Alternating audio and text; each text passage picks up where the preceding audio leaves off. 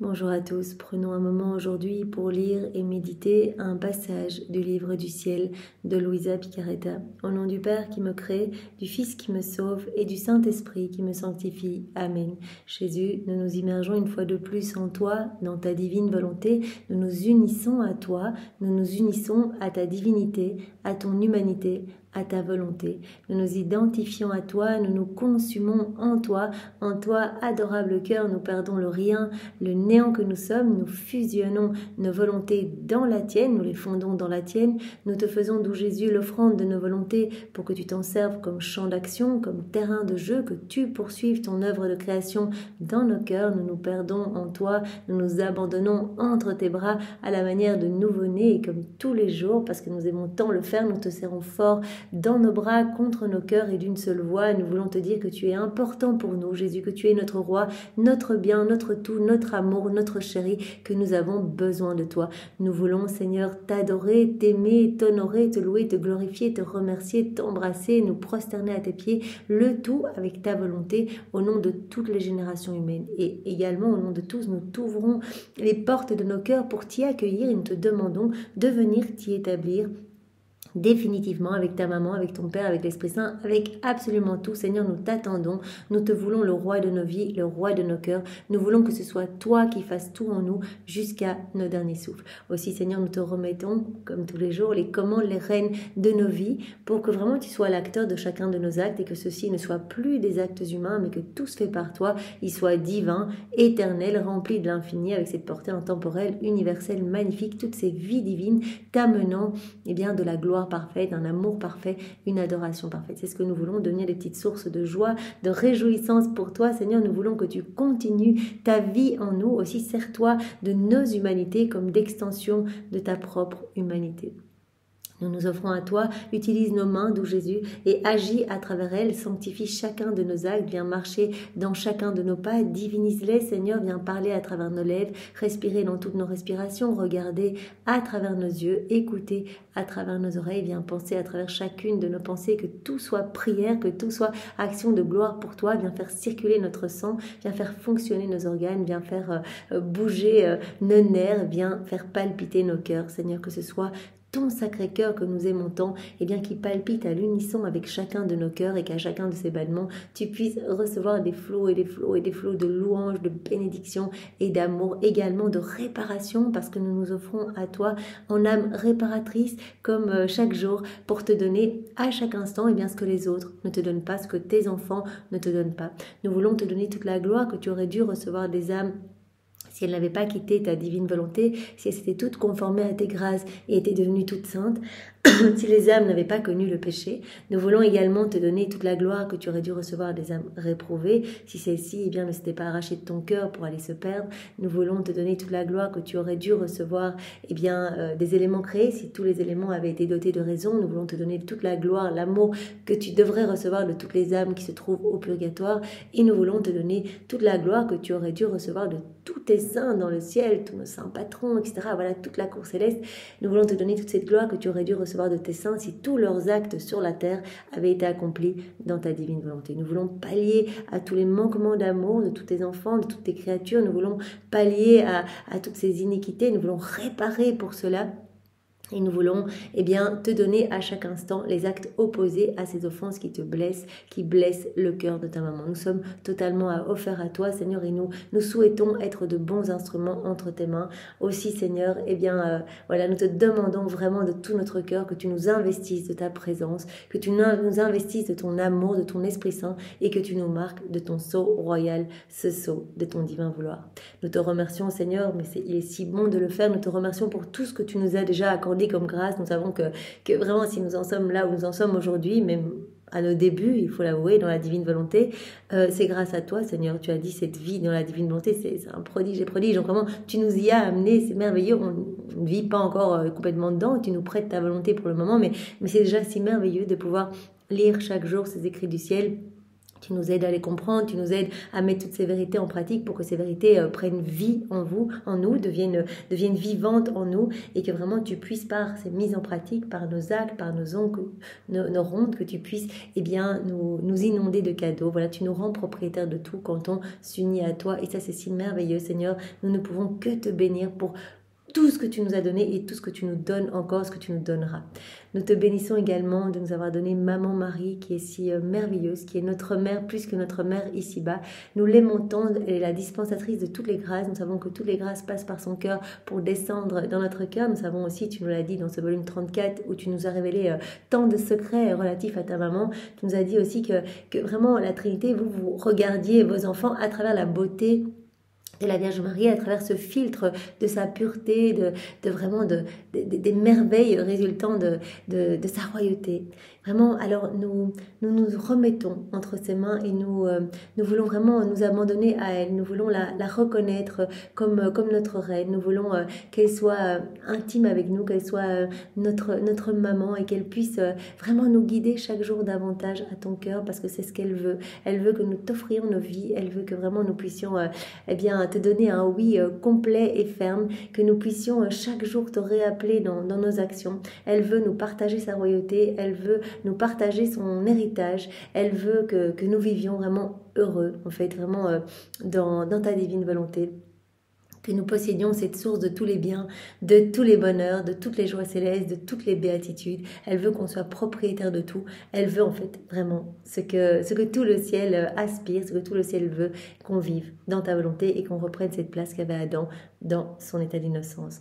Alors vraiment Marie, nous abandonnons à toi, nous te demandons de faire de chacun de nous tes fidèles copies. Nous voulons te prendre comme modèle, Marie. Nous voulons que tes mains soient les douces chaînes qui nous attachent continuellement à ton cœur et à celui de Jésus. Nous te demandons, Marie, de nous enfermer justement dans ton cœur immaculé pour que vraiment nous ne puissions vivre que de la divine volonté. Nous te demandons de faire de nous les propriétés de la divine volonté. Nous te demandons de déverser dans nos cœurs, à chaque instant, à chaque nanoseconde, une gorgée de la divine volonté pour que vraiment nous puissions faire croître cette vie divine en nous. Nous te demandons, si tu nous vois distrait, maman, de prononcer ton fiat sur nos âmes pour rappeler en nous la vie de Jésus. Nous te demandons de nous garder dans tes bras pour que nous puissions tout faire sous ton regard maternel et que voilà, les actes qu'on oublie de faire en union avec Jésus, tu les y plonges toi-même dans cette mer de lumière, dans cette mer du divin vouloir. Voilà, maman, nous te faisons confiance et nous voulons toujours rester près de toi et nous réparons bien sûr pour tous ceux qui ne te connaissent pas et tous ceux qui ne veulent pas te connaître. Nous réparons en t'offrant le cœur sacré de Jésus, tout ce que ce merveilleux cœur contient. Et vraiment, nous te l'offrons pour avoir compassion de toi et pour réparer, Marie. Jésus, nous voulons vraiment greffer nos cœurs entre ton cœur et celui de Marie pour que nos cœurs s'alimentent continuellement de vos bénédictions respectives, de votre amour respectif, de vos caresses. Nous voulons toujours rester avec vous et nous consacrer à vos deux cœurs. Jésus maintenant dispose chacune de nos âmes, chacun de nos cœurs pour que nous puissions accueillir cet enseignement que tu veux nous donner aujourd'hui, cette vérité que tu nous donnes, que tu sors de ton sein paternel vraiment pour nous façonner, pour nous travailler par tes mains divines, pour nous faire grandir à ta ressemblance dans cette sainteté divine que tu veux pour chacun de nous. Nous te remercions Seigneur et vraiment que ce soit toi qui accueille ces mots bénis en chacun de nous et qui les grave en lettres d'or dans toutes nos cellules, que nous puissions y penser continuellement, que chacune de ces vérités que tu nous donnes jour après jour, puisse vraiment parfumer nos actes en fait, que nos actes soient chargés de ces vérités, que nous puissions t'aimer chaque jour davantage par ces vérités. En fait, tu nous appelles à désirer le cadeau de la vie dans la divine volonté. Par ces vérités, en fait, tu nous donnes cette soif de nous unir à toi, de vivre dans cette inséparabilité avec toi. Tu nous séduis par ces vérités, Seigneur, et nous te bénissons immensément. Nous ne voulons pas lire ou méditer de manière distraite ou rapide comme ça. Nous voulons prendre le temps, comme tu nous l'as demandé, de mastiquer, de digérer pour que vraiment tout cela puisse parfumer notre âme. Nous savons bien que quand nous méditons par chacune de ces vérités, toi tu crées quelque chose dans notre cœur et vraiment tu nous abreuves, tu nous nourris. Quelque chose se passe quand nous méditons, Seigneur, tout comme quand nous mettons ces vérités en pratique. Alors vraiment Seigneur, nous te laissons le champ libre dans nos vies et vraiment une fois de plus nous te remercions vraiment avec tes remerciements à toi. Alors viens, Esprit Saint, viens par la puissante intercession du cœur immaculé de Marie, ton épouse bien-aimée. Viens, Esprit d'amour, Esprit de feu, Esprit de force, Esprit de joie. Viens par la puissante intercession du cœur immaculé de Marie, ton épouse bien-aimée. Esprit Saint, nous ne savons pas prier, nous avons besoin de toi. Viens nous saisir maintenant, viens nous bousculer, viens visiter chacun de nous. Nous avons besoin et que tu vraiment déverses en chacun de nous tes 7 dons. Esprit Saint, viens par la puissante intercession du cœur immaculé de Marie, ton épouse bien-aimée. Seigneur, c'est vraiment au nom de tous que nous allons méditer. Donc nous ouvrons chaque cœur, le nôtre et chacun des cœurs de tes enfants pour que tous puissent s'abreuver. Il va y avoir quelque chose qui va se passer en chaque cœur. Comme tu nous l'as dit, Jésus, quand on s'unit à toi, tous vont recevoir. Maintenant, il y a ceux qui vont avoir le cœur tellement fermé, qui ne voudront pas de ces grâces. Et alors ces cadeaux vont glisser quelque part sur les parois de leur cœur, mais sinon des grâces sont déversées, du secours, du soutien, des cadeaux sont déversés dans chaque âme, pour autant que ces cœurs soient disposés. Seigneur, merci, et nous te demandons vraiment de bénir ce moment que nous prenons en union avec toi, avec cette unique intention de te plaire, de te glorifier, Seigneur, au nom de tous. Alors le passage que nous allons voir ensemble est celui du 26 novembre 1938. Nous sommes dans le volume 36, c'est notre sœur Louisa qui parle. Viens, divine volonté, tout faire en chacun de nous comme en Jésus dans sa divine humanité. Je suis sous les vagues éternelles du divin vouloir qui toujours veut se donner aux créatures. Toujours. Cet amour continu de Dieu. Divine volonté qui veut se donner continuellement à la créature. Mais le divin vouloir veut que la créature le veuille aussi. Voilà. Dieu veut nous inonder de ses dons, Dieu veut nous inonder de son amour, il nous inonde de son amour. Mais pour ces dons, il veut qu'on le veuille aussi, en fait, qu'on ouvre notre cœur pour les recevoir. Le divin vouloir ne veut pas être un intrus qui se fait trouver dans la créature sans qu'elle le sache. Donc, la divine volonté, elle veut être accueillie. Elle veut qu'on lui laisse la place. Elle ne veut pas agir sans qu'on lui en donne l'autorisation, en fait. Donc on a cette liberté d'agir dans nos volontés propres. À ce moment-là, on le sait, qu'est-ce qui se passe? On place la divine volonté sur la croix. C'est Jésus, la divine volonté. Donc on l'empêche d'agir. Jésus est comme ligoté. Il dit, mais je suis comme un artisan, divin potier, divin architecte, divin semeur, mais je ne peux rien faire. Divin agriculteur, je ne peux pas semer, je ne peux pas planter, je ne peux pas travailler votre cœur parce que je suis enchaînée. Voilà, ma divine volonté est rendue esclave de volonté propre. Quand vous agissez dans vos volontés humaines, quand vous agissez sans moi. Et qu'est-ce qui se passe à chacun de vos actes? Vous étouffez ma vie divine. Et comme un corps sans vie, eh bien, commence à se putréfier, votre âme commence à sentir mauvais également. Elle devient toute sombre, toute noire, et vous vous enfoncez davantage dans un abîme, un labyrinthe de maux, de vices, de péchés. Parce que vous n'êtes plus en sécurité. C'est pas moi qui gère en vous, c'est vous tout seul. Et donc vous allez chuter dans tous les pièges des démons, vous n'allez plus voir mon amour, vous allez avoir vos sens de plus en plus obstrués, etc. Donc le divin vouloir veut tout donner à la créature, mais il veut que la créature l'accueille, veuille ses cadeaux, désire lui laisser toute la place. Donc c'est à nous à dire, oui, divine volonté, nous voulons vraiment que tu sois souveraine en nous. Nous voulons que tu opères, que tu agisses à travers chacune de nos humanités. Le divin vouloir veut qu'on le cherche. Il veut donner à la créature son baiser d'amour. Alors, quand c'est le cas, quand la créature lui laisse toute la place, comme un conquérant chargé de cadeaux, il entre dans la créature et la comble de ses dons. Quand on dit oui, on va être comblé, mais le ciel va s'ouvrir au-dessus de nos têtes, on va recevoir à profusion. Et à non plus finir, cela ne s'arrêtera pas, cette pluie de cadeaux, de bénédictions, de grâce. Je pensais à cela lorsque mon doux Jésus, qui ressent le besoin de confier ses secrets à sa créature, me dit « Ma bienheureuse fille, mon vouloir veut donner, mais il veut trouver la disposition de la créature pour déposer ses dons. Il veut que la créature soit disposée. On ne va pas déposer si la créature, parce que si la créature est toute fermée, elle ne se rend même pas compte qu'on a déposé des cadeaux en elle, elle va tout étouffer, elle va tout enfuir, sous ces tas de décombres, etc., ces petites pelletées de terre qu'elle va rajouter dans son cœur à chaque fois qu'elle va faire des actes dans sa volonté propre. Donc Jésus ne veut pas donner des cadeaux qui vont être réduits à l'inutilité, qui vont être bafoués, qui vont être foulés aux pieds, qui vont être enterrés. Donc il veut vraiment que la créature soit disposée, qu'elle se réjouisse de ces cadeaux, qu'elle les désire, qu'elle laisse le divin vouloir tout faire en elle.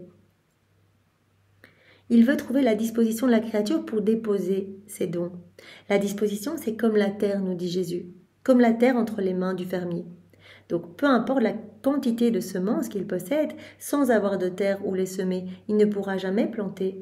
Et si la terre avait la raison et qu'elle n'était pas disposée à recevoir ces semences, le pauvre fermier aurait l'impression que les semences avec lesquelles il voulait enrichir la terre lui sont rejetées en plein visage. Donc Jésus dit, c'est une histoire de disposition. Voilà, la disposition c'est comme la terre. Voilà, s'il n'y a pas de terre, le fermier il a beau avoir toutes les semences de la terre, des bonnes semences de qualité, s'il n'y a pas de terre, il pourra pas planter, il ne pourra pas semer. Et si la terre avait la raison et qu'elle disait non, je veux pas les semences, je veux pas tout ça, le fermier aurait l'impression, alors qu'il voulait enrichir la terre, que tous ces cadeaux, que toutes ces semences lui retournent à la figure. Donc Jésus dit, en fait la disposition c'est comme la terre. Donc voilà, si l'âme n'est pas du tout disposée, en fait, parce qu'elle n'est pas du tout centrée et unie à son Créateur, voilà. Même si Dieu veut nous donner tout, que Dieu veut nous inonder de cadeaux, que Dieu veut continuer son œuvre de création dans nos cœurs, il ne pourra rien faire si on n'est pas disposé. C'est comme s'il n'y avait pas la terre, ou que c'était une terre remplie de cailloux, remplie de ronces, etc. Donc il faut cette disposition. Telle est ma volonté, elle veut donner. Ma volonté veut donner, on veut inonder la créature de cadeaux. Mais si ma volonté ne trouve pas l'âme disposée, elle ne trouvera pas l'endroit où placer ses dons. Voilà, comme une mauvaise terre. Voilà, Dieu ne pourra pas placer ses cadeaux en nous. À son grand désespoir, elle aura l'impression qu'ils lui sont rejetés en plein visage. Et si elle voulait parler à l'âme, elle la trouverait sans oreille pour se faire entendre. Ça, Jésus nous le dit souvent. Voilà, une âme qui vit dans sa volonté propre, en fait, tous ses sens sont voilés. C'est comme s'il y avait un épais tissu devant ses yeux, dans ses oreilles. Elle n'entend rien. Elle n'entend pas nos inspirations divines. Elle ne peut pas y répondre. Elle ne voit pas notre amour partout. Elle ne sent pas notre présence, etc. Tous ses sens sont obstrués. Donc, même si notre divine volonté voulait lui parler, elle trouverait la créature sans oreille, en fait. Sans oreille pour entendre. Ainsi, la disposition prépare l'âme, ouvre les portes divines, donne l'ouïe et met l'âme en communication. Donc, la disposition va dégager un petit peu nos sens. Voilà, on va entendre la voix de Dieu, on va répondre. Ça prépare l'âme, ça ouvre les portes de notre cœur pour recevoir les cadeaux. C'est comme si, la disposition, c'est une terre une bonne terre en fait, bien préparée pour accueillir les cadeaux. L'âme entend la disposition avant ce que mon vouloir veut donner, de telle sorte qu'elle aime et attend ce qu'elle doit recevoir. Vous voyez, nous, tous ces écrits, en fait, ça nous met l'eau à la bouche. Tous ces écrits du ciel, toutes ces vérités que Jésus nous donne, ça nous donne une telle soif de recevoir ce don. Donc, on aime déjà ce don de la vie dans la divine volonté, alors qu'on ne l'a pas encore. Jésus nous prête sa volonté pour le moment. On ne vit pas encore tous, on n'est pas immergés, sinon on serait tous d'autres Jésus ici-bas. Ce qui n'est pas le cas. On a encore nos rechutes, etc., nos moments d'impatience, etc. Donc, mais on désire ce cadeau. On désire tellement ce cadeau. Donc, l'âme aime et elle attend ce qu'elle doit recevoir. On aime déjà ce cadeau et on le désire, on a soif de le recevoir, on le demande tous les jours. Chaque matin, on dit, mais Seigneur, je vis dans ta divine volonté, prête-moi encore ta volonté aujourd'hui, que je puisse faire des actes, etc. Et que mon âme se transforme et qu'un jour tu puisses décider de me donner ce cadeau. Comme le papa qui parlait de ce cadeau à son enfant, cadeau, pour rappeler cet exemple que Jésus avait pris, si le papa donnait le cadeau directement à son enfant, finalement l'enfant jouerait 3 minutes avec ou une journée et puis il passerait à autre chose. Mais le fait que le papa en parle tous les jours de ce cadeau, mais l'enfant il bouillonne de le recevoir, il aime déjà ce cadeau, même s'il ne l'a pas encore reçu, il l'aime, il le désire, etc. C'est ce que Jésus fait avec nous, avec toutes ces vérités. Il dispose notre âme en fait complètement à recevoir ce cadeau, à recevoir toujours plus de lui. Il nous donne cette soif en fait, cette soif de nous unir à lui, de l'appeler dans chacun de nos actes. Si elle n'est pas disposée, l'âme, nous ne donnons rien parce que nous ne voulons pas exposer nos dons à l'inutilité. La disposition, c'est comme la terre pour le fermier, Jésus le redit encore, qui se soumet à ce que le fermier veut faire. Une âme bien disposée, comme une terre qui va se laisser travailler par les mains du fermier. Elle se laisse travailler, elle se laisse sarcler et elle met en sûreté dans ses sillons la semence qu'elle veut lui donner. Voilà. Donc, qu'il veut lui donner, que le fermier veut lui donner. Donc vraiment, les petites semences vont être bien en sécurité. Les dons vont être en sécurité. Parce que c'est une bonne terre. Et le fermier sait que cette terre va produire quelque chose. Voilà. Tandis qu'une âme qui vit dans sa volonté propre, Jésus dit, on ne peut pas donner parce que nos dons seraient trop... on doit mettre en sécurité nos intérêts. Ça, Jésus nous l'a déjà dit plusieurs fois les jours précédents. Et donc, nos dons seraient en insécurité totale, en fait. On déposerait, mais tout serait enfoui, la créature retomberait dans ses trucs, dans sa petite volonté propre, et en fait, tout serait saccagé, en fait. C'est la même chose avec notre être suprême. Si nous trouvons la disposition, donc une bonne terre, un cœur bien disposé, nous faisons nos travaux et nous préparons la créature en la purifiant. Donc c'est nous-mêmes qui allons la purifier.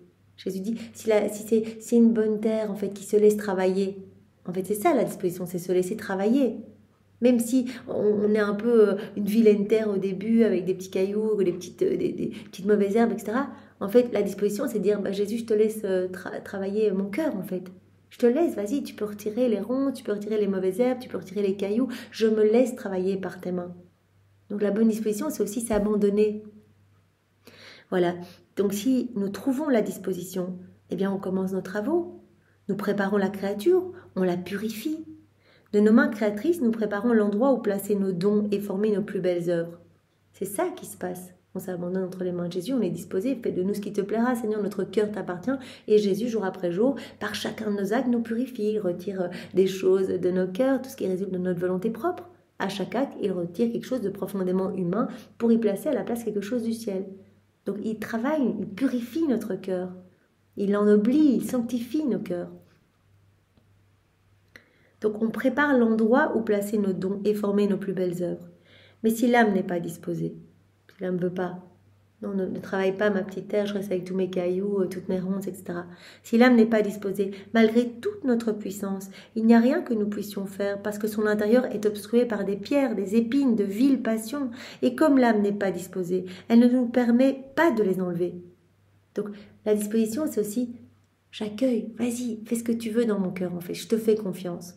Je m'abandonne à toi et j'accueille tout comme venant de tes mains. Tu peux retirer ce que tu veux et même si je dois passer par des tribulations, des souffrances, je te fais confiance. Travaille mon cœur, purifie-le. Voilà. Et Jésus dit, voilà, une âme mal disposée, elle ne va même pas vouloir qu'on travaille son cœur, qu'on la purifie. Elle ne nous permet pas d'enlever ses ronces, ses pierres, ses épines, ses viles passions. Combien de sainteté part ainsi en fumée en raison du manque de disposition ? Créatures qui ne s'abandonnent pas, qui ne sont pas disposées à recevoir ce qu'on veut donner, eh bien on ne peut rien faire. Combien de sainteté partent en fumée? De plus, si l'âme n'est pas disposée, l'âme ne s'adapte pas à vivre dans notre divin vouloir. Si elle n'est pas disposée, qu'elle ne se laisse pas travailler, voilà, comme une terre pleine de cailloux qui ne se laisse pas travailler par les mains du fer ennemi, eh bien voilà, elle ne s'adaptera pas à vivre dans la divine volonté. Cette âme aura même l'impression que notre vouloir n'est pas pour elle. Voilà, trop de lumière, ça l'éblouit. Elle se dit, c'est pas pour moi ça. La sainteté de notre vouloir renverse la créature. C'est trop, toute cette sainteté, elle comprend plus. Sa pureté lui fait honte, sa lumière l'aveugle. Tandis que si l'âme est disposée, qu'est-ce qu'elle va faire? Elle va se laisser travailler, elle va s'abandonner. Jésus dit, elle se jette dans les bras de notre vouloir. Elle nous laisse faire ce qu'on veut. Elle nous laisse faire ce que nous voulons avec elle. Elle est comme un tout petit enfant qui reçoit nos œuvres avec tellement d'amour que nous en sommes ravis.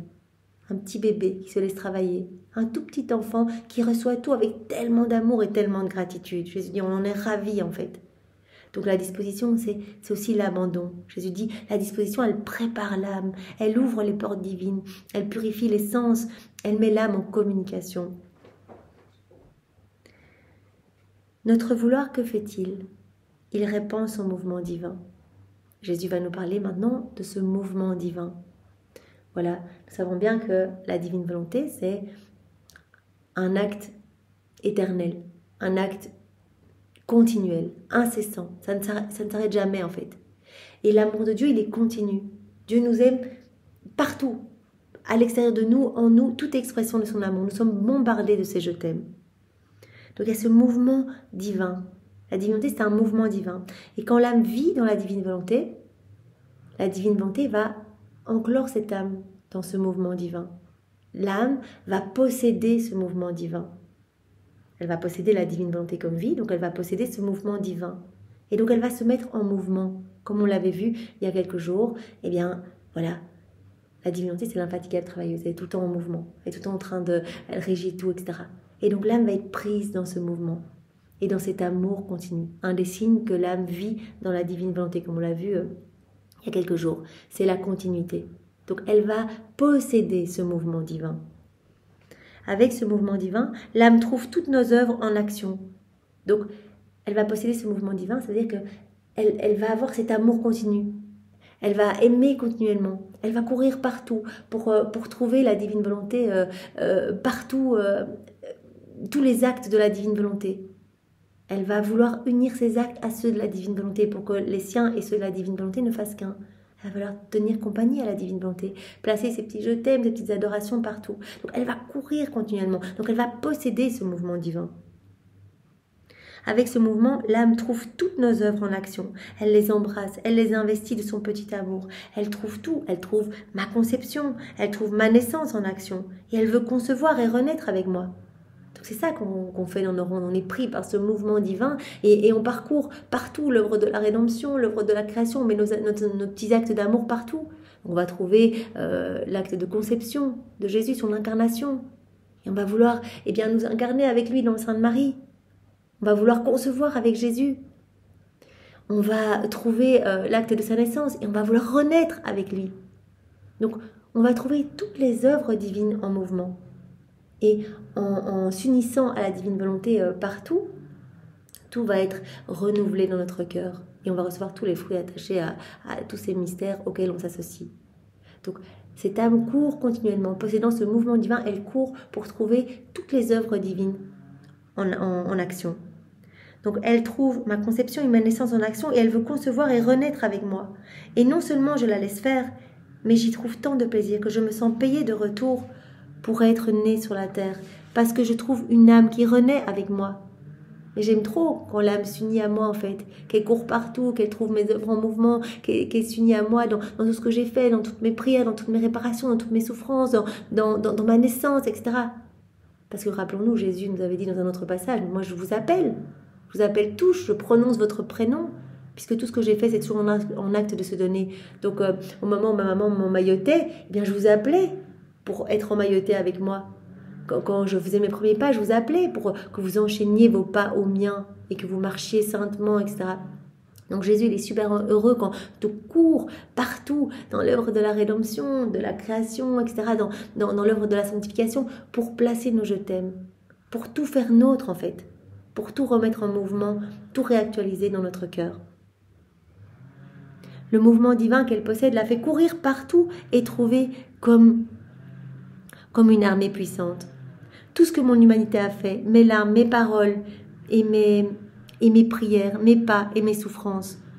Donc le mouvement divin qu'elle possède la fait courir partout et trouver comme une armée puissante tout ce que mon humanité a fait. Mes larmes, mes paroles, mes prières, mes pas, mes souffrances. Donc voilà, on trouve tout ce que Jésus a fait. Cette âme prend tout, elle embrasse et adore tout. Il n'est rien de ce que j'ai fait qu'elle n'investisse de son amour. Elle prend tout, elle fait tout sien. Et que fait-elle alors ? Elle fait que tout lui appartient, et avec un charme et une manière infantile, elle enferme tout dans son sein, elle s'élève jusqu'à notre divinité, elle dispose tout autour de nous, et avec un transport d'amour, elle nous dit « Adorable Majesté, voyez combien de belles choses je vous apporte, tout est à moi et je vous apporte tout, parce que tout cela vous aime, vous adore, vous glorifie en retour pour tout l'amour que vous avez pour moi et pour nous tous. » Donc elle va faire ses petites rondes, elle va faire tout sien, elle prend tout, la naissance de Jésus, ses larmes, ses pas, ses souffrances, les actes de Maman Marie, son amour, ses paroles, toutes les prêches de Jésus, toutes les guérisons, elle fait tout sien, on est propriétaire de tout, on prend tout, on fait tout nôtre. L'âme ajoute ses je t'aime, on ajoute nos petits baisers personnels, notre petit amour personnel, et on vient tout offrir au pied de la Majesté suprême au nom de tout. Au nom de tous nos frères et sœurs, au nom de toutes les créatures, de toutes les générations, pour aimer, pour glorifier la Trinité, pour lui donner cette gloire que tous auraient dû lui donner. On dit merci, on dit sois béni, que ta volonté soit faite. Et on offre tout, comme on a l'habitude de le faire, dans cette prière préalable, quand on fait nos rondes, on offre tout et on demande au Père que cet amour soit redoublé, renouvelé dans notre cœur, mais également dans tous les cœurs. Et on imprime cet amour redoublé dans chaque cœur et on répond que ta volonté soit faite, Seigneur, j'accueille cet amour et je me donne à toi. Ce mouvement divin que mon vouloir place dans la créature qui vit en lui est la vie nouvelle qu'elle reçoit. Voilà. C'est cette vie nouvelle, c'est un signe que vraiment c'est la divine volonté qui prend de plus en plus de place dans cette créature, quand elle va se mettre vraiment en mouvement, qu'elle va courir partout, qu'elle va aller mettre ses petits je t'aime partout.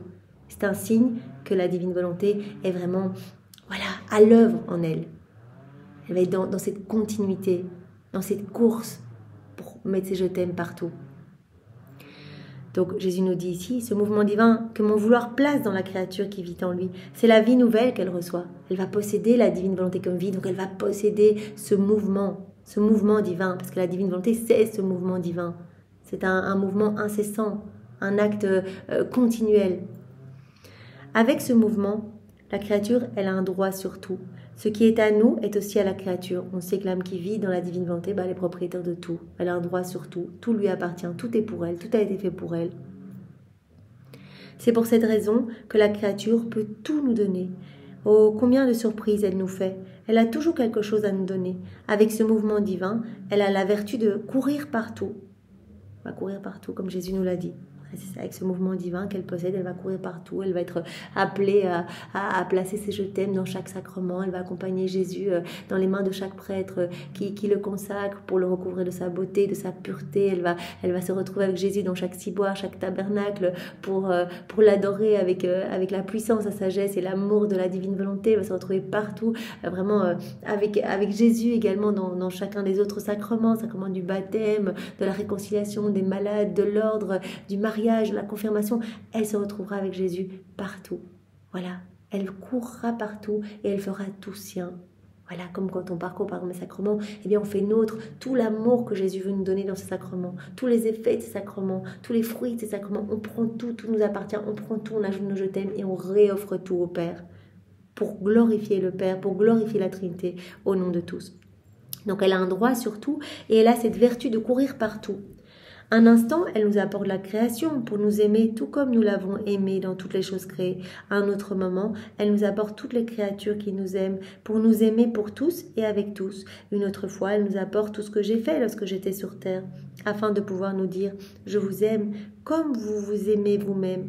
Voilà, donc elle court tout le temps et elle amène de la gloire à la Trinité en faisant tout sien en fait. C'est ce qui se passe. On fait nos rondes et on fait tout nôtre. On va faire nôtre tous les attributs divins qu'il y a dans chaque élément créé. On va prendre la lumière, la chaleur divine qui se trouve dans le soleil, l'humilité de Dieu qui se trouve dans la terre, la pureté de Dieu qui se trouve dans l'eau, sa force dans le vent, sa puissance dans les vagues, l'immutabilité de Dieu dans les cieux. On reprend tous ces attributs divins, on les fait nôtres par exemple, pour les offrir à la Trinité.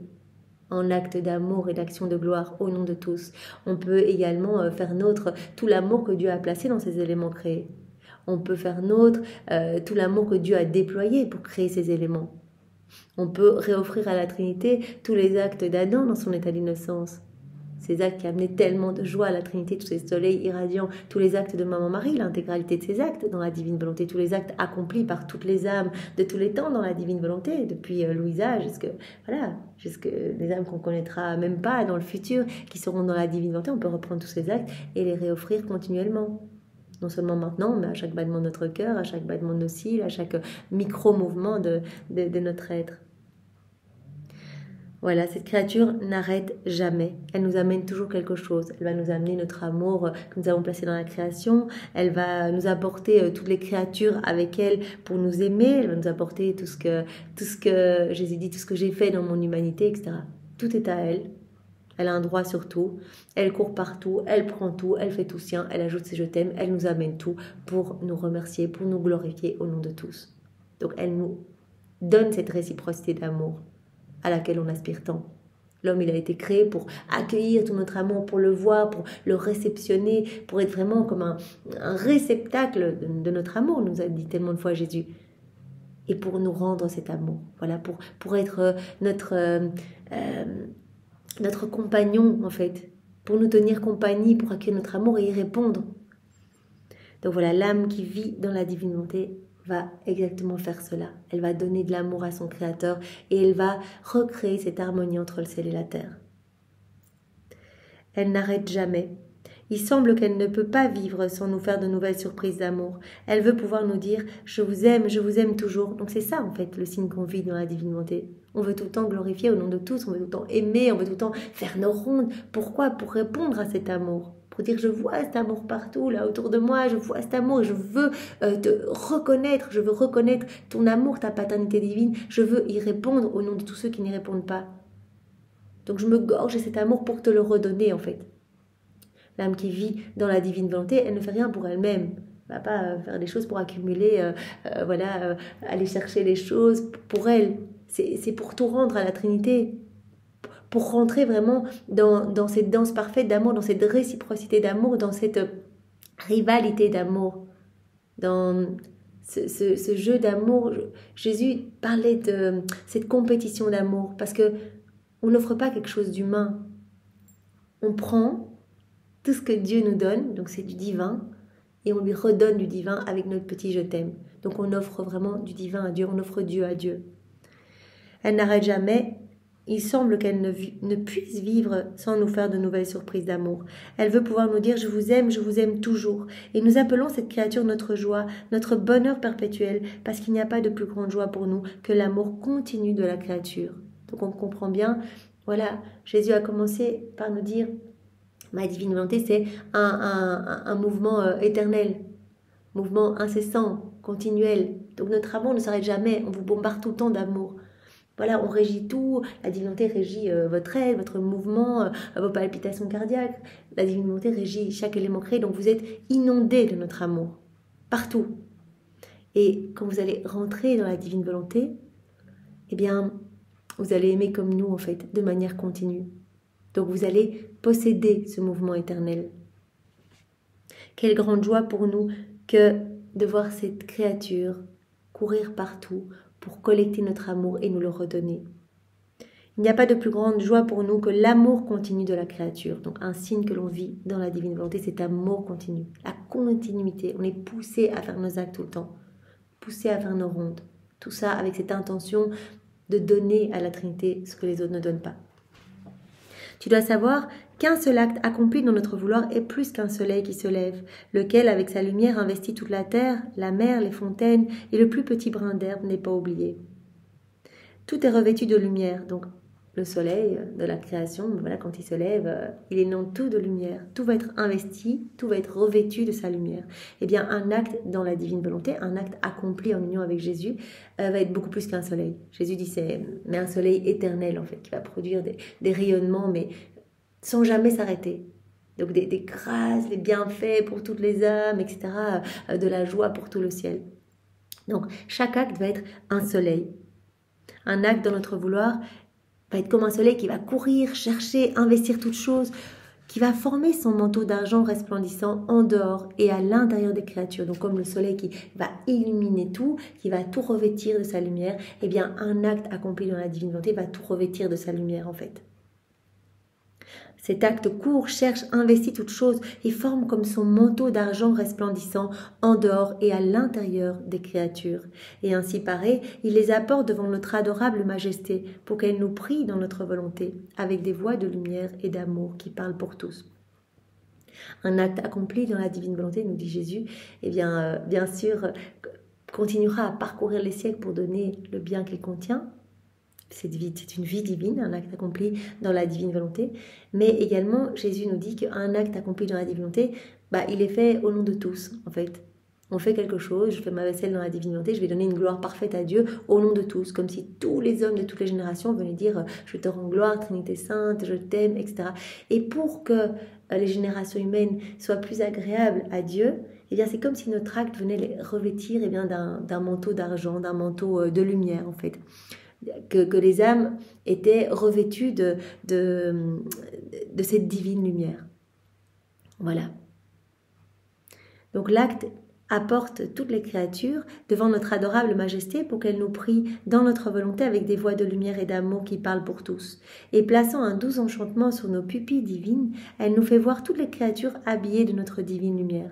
Donc quand on agit, on fait au nom de tous. Ça, Jésus nous avait bien dit, et c'est vraiment très explicite. Il y a quelques jours, il nous en a parlé vraiment de manière très claire. Il dit, vous faites un acte, vous faites vous réparer pour tous ceux qui ont mal fait cet acte. Donc, vous mangez dans la divine volonté, vous allez réparer pour tous ceux qui mangent sans penser à moi, qui mangent dans leur volonté propre, ou tous les péchés de gloutonnerie, les péchés de gourmandise, etc. Vous regardez dans la divine volonté, vous allez nous glorifier parfaitement et réparer pour tous les regards mauvais, les regards vicieux, les regards qui se perdent, etc. Et les regards qui ne sont pas tournés vers nous. Vous allez prier dans la divine volonté, vous allez réparer pour toutes les prières mal faites. prières mécaniques, les prières de demande, etc., les prières pleines de méfiance. Vous vivez la messe dans la divine volonté, vous vous prosternez quand vous arrivez dans une église, vous réparez pour tous les actes d'irrévérence. Vous me recevez, et bien vous allez réparer pour toutes les communions sacrilèges, etc. Donc voilà, on comprend bien que chaque fois qu'on fait un acte dans la divine volonté, on répare pour tous. Donc on fait au nom de tous, on donne à Dieu ce que tous auraient dû donner.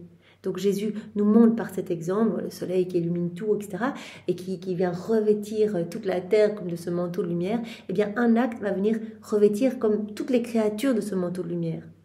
Voilà, parce que cet acte va être fait au nom de tous, et c'est comme si on venait avec toutes les créatures au pied du trône, louer, adorer, aimer la Trinité. Et pour que toutes les créatures que l'on amène à la Trinité soient plus agréables, pour créer ce doux enchantement pour les pupilles de Dieu, c'est le terme que Jésus a utilisé, eh bien, c'est comme si on allait revêtir toutes ces créatures que l'on amène avec nous, par chacun de nos actes, de manteau de la divine lumière. Et nous exaltons le pouvoir de notre Fiat qui, avec la puissance de sa lumière, sait comment cacher les misères humaines et les convertir en lumière.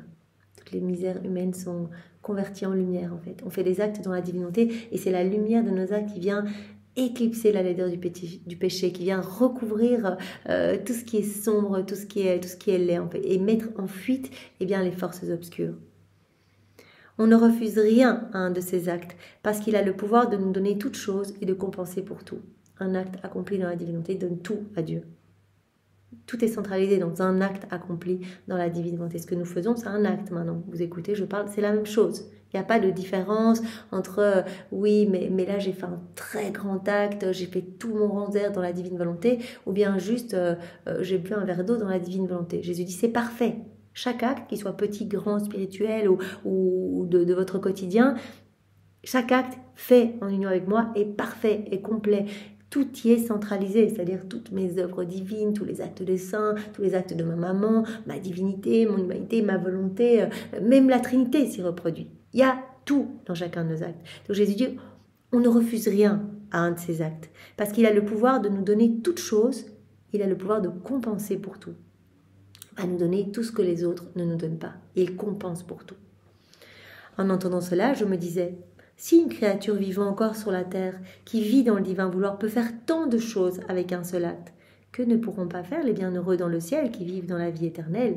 Vous allez se dire, mais c'est incroyable, Jésus nous parle de la beauté des actes accomplis dans la divine volonté. Tout ce qui est fait quand on s'unit à Jésus par chacun de nos actes. Il se dit, mais si c'est déjà le cas ici, mais qu'est-ce que ça doit être dans le ciel où ils vivent tous dans la divine volonté?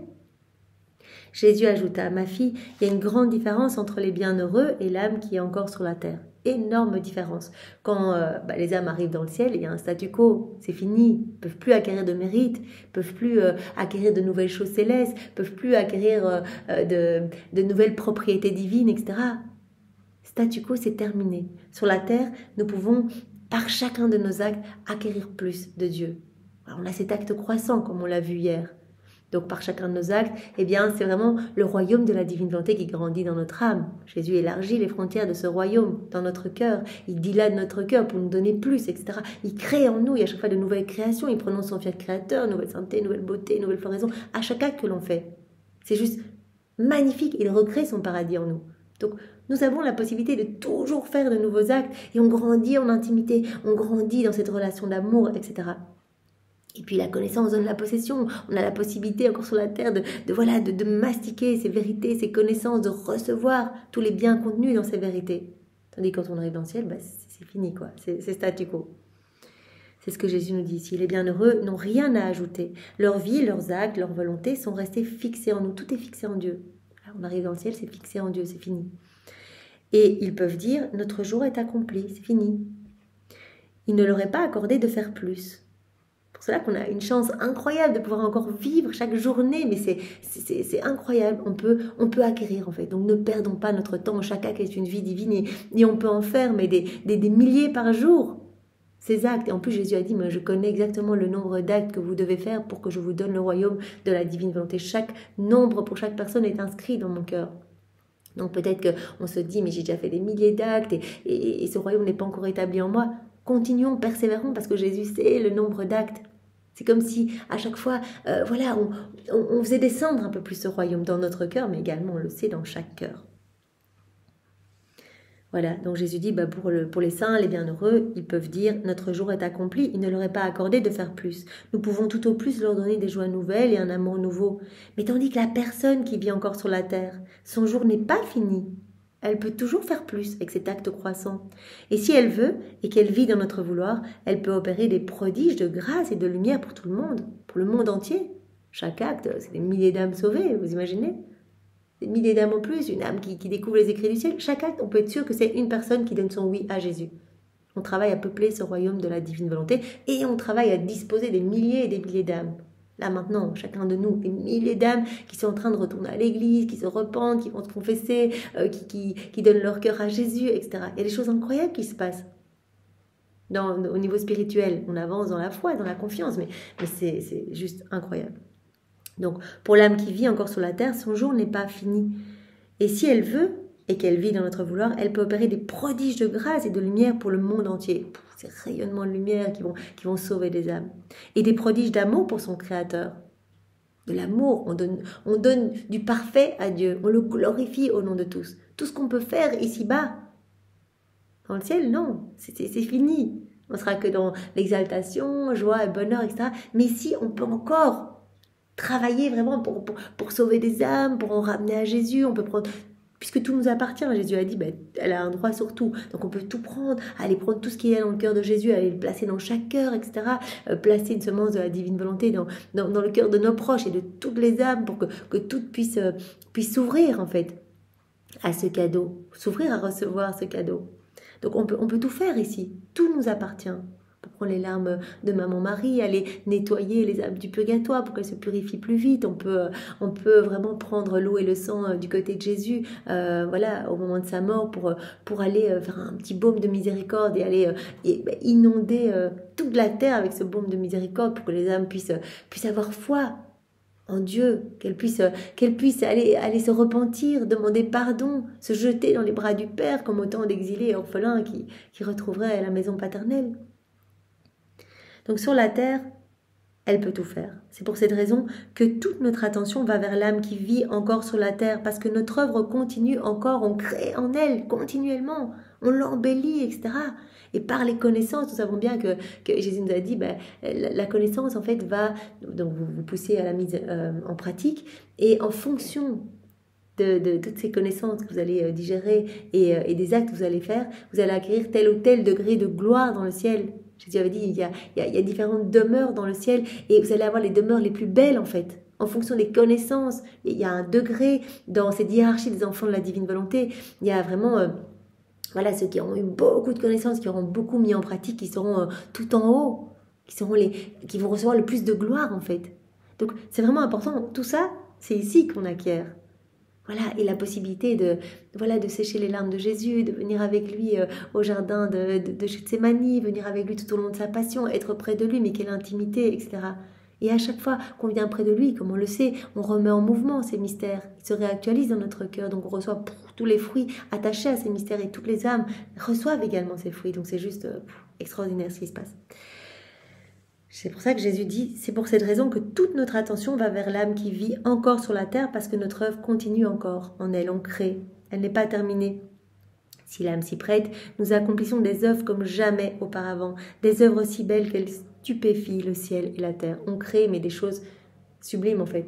Même tout le ciel, les saints et les bienheureux, en fait, sont subjugués par ce que nous créons dans cette âme abandonnée, dans toutes ces âmes qui nous donnent leur oui en fait. Parce que ça dépasse la beauté de la création, ce qu'on voit là autour de nous, superbe paysage avec des montagnes, des palmiers, etc. C'est encore beaucoup plus beau dans notre cœur, parce que tout a été fait, toute la création a été faite en six fiat, donc Dieu a prononcé son fiat lux, et hop, la lumière a été, etc. Et puis en six fiat, tout a été fait, et nous, à chaque acte que l'on fait, Jésus prononce un fiat sur notre cœur. Vous imaginez les créations toujours nouvelles, les cadeaux toujours nouveaux. Et chaque fois, Jésus nous donne plus de connaissances de notre Créateur. C'est pourquoi notre souffrance est grande lorsque nous trouvons une âme voyageuse qui ne se prête pas à nous laisser faire les très belles œuvres que nous voulons accomplir. Quelle souffrance pour Dieu en fait. On a la chance, on est sur la terre pour pouvoir glorifier notre Créateur, pour pouvoir l'aimer, pour pouvoir travailler à rendre les générations plus belles, etc. Mais on dit non, en fait non, je vais pas faire tout ça, j'ai pas besoin de recevoir des mérites, j'ai pas besoin de glorifier, j'avance toute seule en fait. Mais quelle souffrance en fait. L'âme qui ne se prête pas, comme dit Jésus, à nous laisser faire les très belles œuvres en elle. On peut faire des choses tellement splendides dans son âme, elle veut pas, on peut rien faire. Quand elle vit dans sa volonté propre, on est enchaîné, voilà, on peut rien faire. Combien d'œuvres commencées et non terminées? Voilà, on a commencé à faire quelque chose dans une âme et puis elle se détourne de nous et on ne peut pas terminer. En fait, on peut rien faire. D'autres soudainement interrompues, car nous ne pouvons accomplir nos œuvres avec une inatteignable beauté que dans notre vouloir et pour celle qui vit en lui. Ça, Jésus nous en avait parlé hier ou il y a quelques jours. Voilà, c'est la divine volonté qui va fournir les matériaux adaptables pour que Dieu puisse créer dans nos âmes les œuvres les plus belles. Voilà, il n'y a que dans la divine volonté que l'âme va se laisser façonner par son Créateur et que Dieu va pouvoir créer en fait. Il va trouver ses matériaux à lui en fait. Il va trouver sa sainteté, sa beauté, sa pureté, etc. dans l'âme qui vit dans la divine volonté. Dans une âme qui vit dans sa volonté propre, il n'y a pas ces matériels, il n'y a pas ces matériaux, pardon. Et donc, voilà, Dieu ne pourra alors pas créer, parce que c'est comme si l'âme lui liait les mains. Car nous ne pouvons accomplir nos œuvres avec une inatteignable beauté que dans notre vouloir et pour celle qui vit en lui. Parce que notre vouloir nous administre les matériaux adaptables, voilà, exactement ce que je disais, pour faire ce que nous voulons. En dehors de notre vouloir, nous ne trouverons pas la lumière suffisante, nous ne trouverons pas l'amour qui s'élève, nous ne trouverons pas le divin matériau, et nous sommes contraints de nous croiser les bras, sans pouvoir aller de l'avant. Donc voilà, Dieu ne peut rien faire en fait. On ne peut pas aller de l'avant, on ne peut pas créer, parce qu'on ne trouve pas les matériaux adaptables pour pouvoir créer dans l'âme, pour pouvoir faire des œuvres magnifiques et sublimes qui subjuguent tout le ciel et toute la création. On ne peut rien faire. On ne trouve ces matériaux que dans l'âme qui vit, dans la divine volonté. Ce sont nos matériaux. Donc c'est la divine volonté qui nous fournit ces matériaux. Et combien ne vivent pas dans notre vouloir? Donc quelle souffrance pour Dieu, en fait, de ne pas pouvoir créer, de ne pas pouvoir nous rendre beaux, de ne pas faire de nous ses fidèles copies en fait. Dieu veut qu'on soit d'autres lui. Voilà, Adam, il sortait de Dieu, mais c'était un petit Dieu. Il était totalement à la ressemblance de Dieu. Et par chacun de ses mouvements, il glorifiait la Trinité et il s'embellissait encore davantage. Parce qu'il y a toujours quelque chose de nouveau à acquérir. Dieu nous donne toujours quelque chose de nouveau, de merveilleux. Il crée toujours de nouvelles choses en nous. De plus, donc combien de créatures ne vivent pas dans notre vouloir? Donc quelle souffrance pour nous? Parce que quand on est sur la terre, on a cette possibilité d'être embellis par les mains divines et combien n'en veulent pas en fait. De plus, pour la créature qui vit encore sur la terre, il y a la monnaie du mérite qui circule. On accumule des mérites. Jésus dit, voilà, toutes les âmes que je sauve à travers vos actes, nous on n'a pas besoin de mérite, donc on vous donnera les mérites dans le ciel. Quand on va arriver, on va dire, mais regarde, les milliers d'âmes qui sont revenues à mon cœur, etc. C'est incroyable. Mais quand Jésus...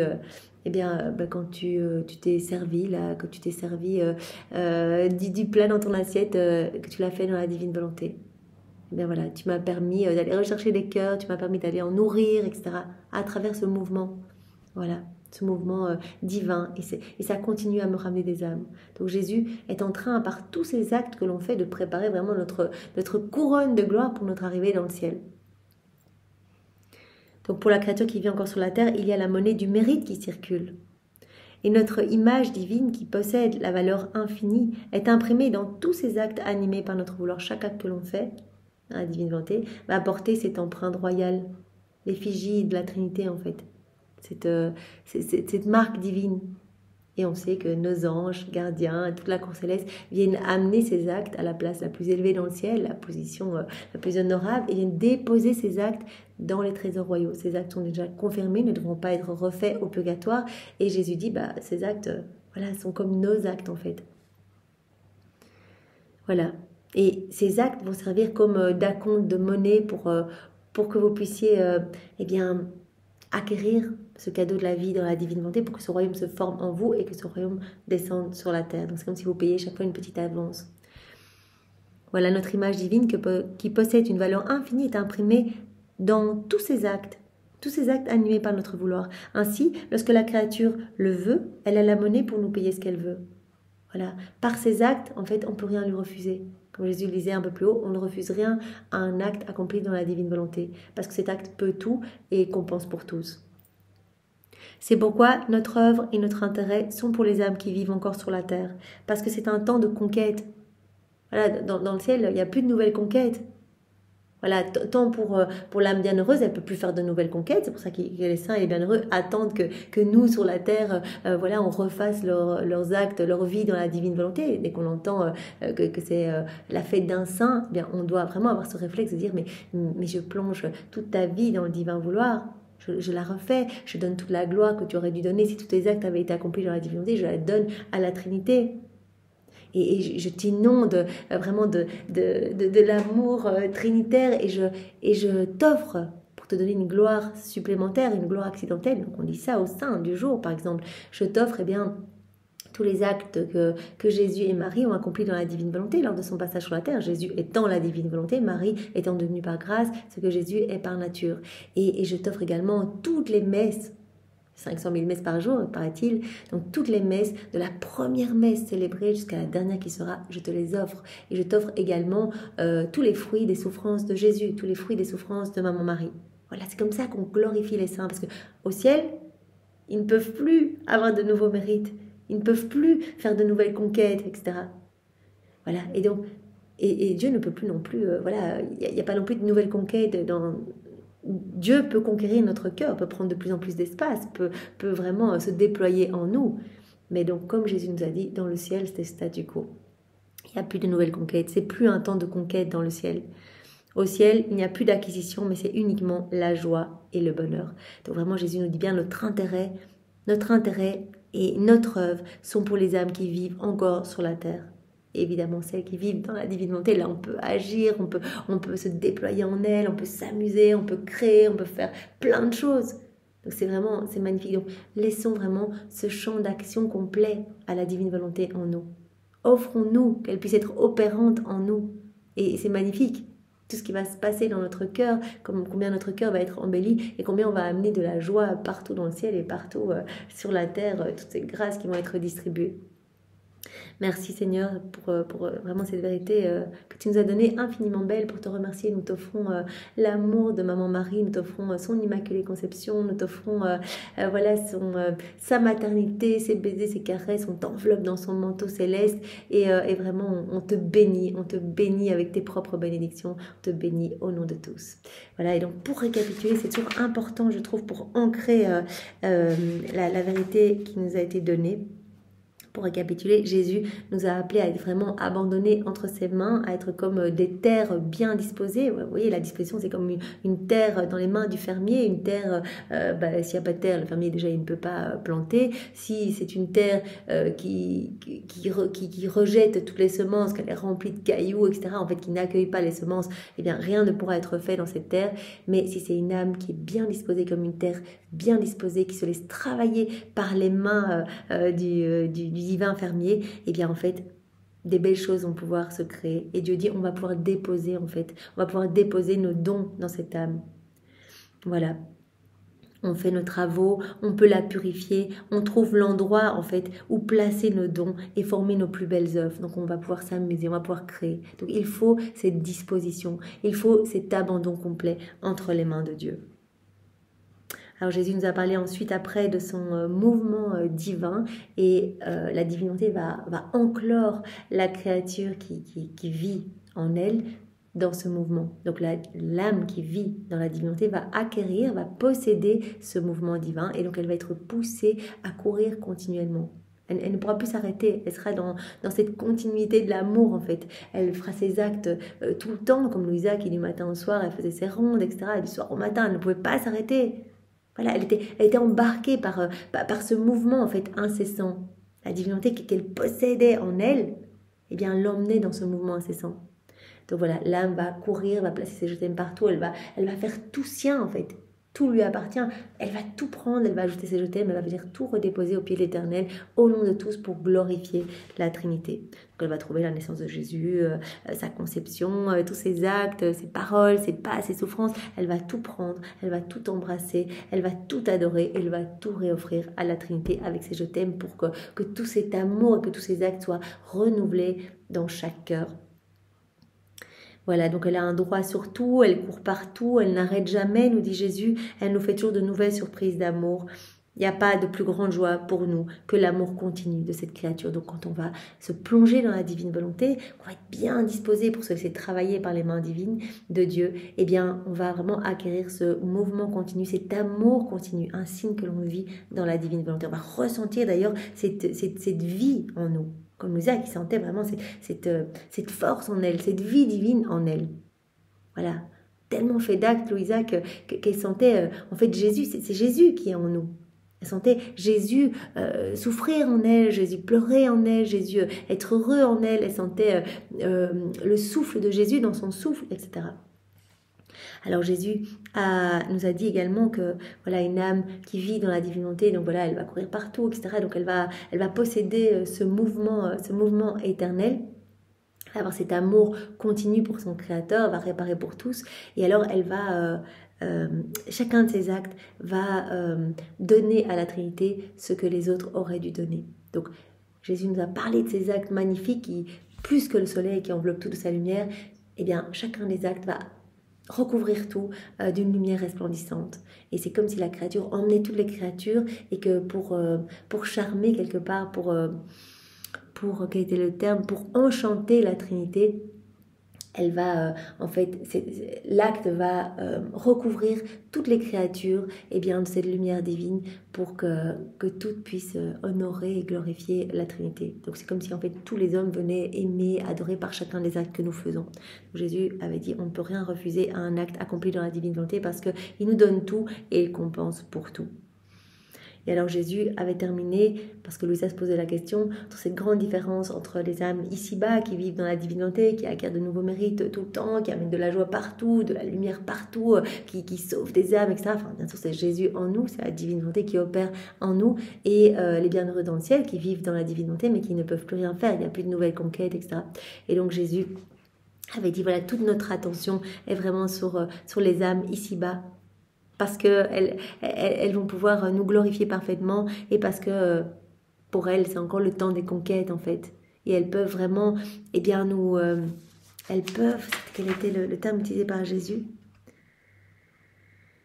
Voilà, elles peuvent nous laisser encore créer en elles peuvent opérer des prodiges de grâce et de lumière pour le monde entier, des prodiges d'amour pour la Trinité, pour nous, Jésus nous avait dit. Donc c'est vraiment magnifique, c'est vraiment un temps de conquête, d'où la souffrance de Jésus de voir que les âmes ici-bas eh bien, rejettent son amour, ne se laissent pas travailler, voilà, sont comme des terres toutes sèches qui ne veulent même pas se laisser purifier, ou des terres voilà, pleines de mauvaises herbes qui ne veulent même pas se laisser travailler. Et donc c'est une énorme souffrance pour Jésus, parce que ici c'est merveilleux de vivre ici, vraiment chaque seconde c'est vraiment une nouvelle opportunité que nous avons de connaître mieux Dieu, de l'aimer davantage, de lui amener des âmes et voilà, d'amener de la joie et de la gloire accidentelle pour tous les saints et tous les bienheureux. Merci Seigneur, une fois de plus, sois béni. Au nom du Père et du Fils et du Saint-Esprit. Amen. Soyez tous bénis, passez une belle journée, au revoir.